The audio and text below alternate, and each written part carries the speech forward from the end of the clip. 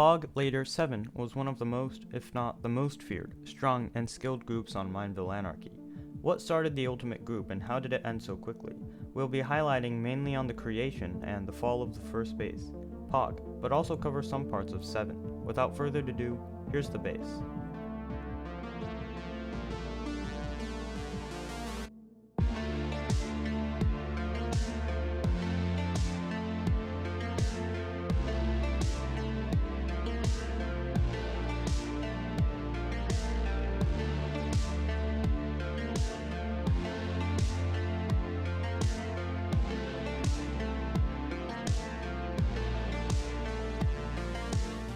Eighteen Deaths had a project called Happy Farm, but it ended quickly. Due to that, he decided to group up with M4CCYDS and SkotosMe to create a megabase. They met on a highway and went about 5,000 blocks from where Happy Farm was. After making smaller bases along the highway, they arrived at their main location, and M4 started to build. SkotosMe realized that 18 and M4 were really good builders, and the three decided to make a huge castle. 18 was going to recruit Condemn 777, but decided it was safe for just the three of them to work on the Pog base project. They made a totem farm and grinded as well. Then SkotosMe and 18 Deaths started to grief. The two were successful, griefing groups like Revolution and Anarchism. Instantly, they became feared and were known as the strongest on the server.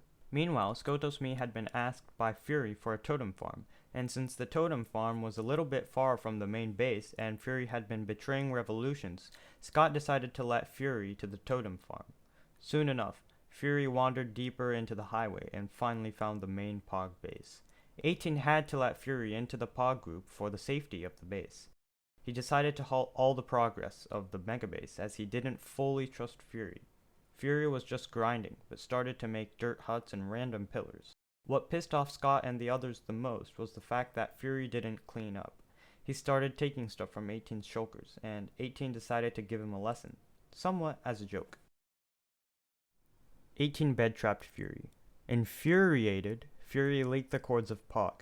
What was going to be 2 minutes of torture, 18 decided to let Fury be bed-trapped for longer, until he went back to spawn. SkotosMe had not been online at the time, and he had received messages from Fury that he would leak the cords, but Scott did not think that would happen. Knowing that Fury actually did leak the cords, Scott was pissed. To avoid the base getting griefed by outsiders, 18 decided to burn the castle down. Since he had halted all the progress of the base when Fury came, the base was not fully complete. 18 let me see the base, and before anyone else arrived, he burned the base down.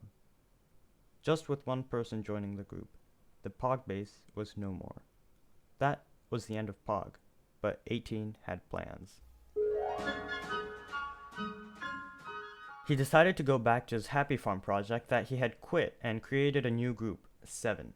18, Scott, and M4 went to the new, further location and started to build a castle, this time without any distraction. SkotosMe says that this was the best time in Mineville Anarchy for him, as it was just the three building peacefully. 18 taught Scott how to build. After a few weeks, 18 moved to another location and let the people from the group Anarchism join 7. This was not a good choice for Scott, as Scott's vision of 7 was an elite group, and didn't want more people joining. Others like Aluminum and Venivici joined. Scott decided to build a different base, which he often streamed. Soon the base cords of 7 were leaked, and a player named Antichrista came to grief the base. Scott quit 7 to work solo with some friends on his streaming base, and 18 Deaths quit the server.